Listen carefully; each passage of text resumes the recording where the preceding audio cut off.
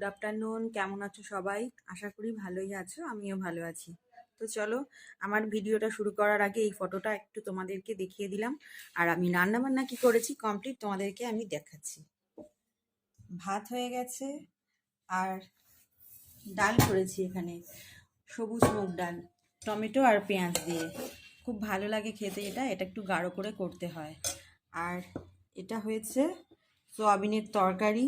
সয়াবিনের তরকারিটাও ঝাল ঝাল করে করেছি। আলু আর সয়াবিন আছে, পেঁয়াজ আছে, অল্প টমেটো। এটা করেছি ওলকপির তরকারি।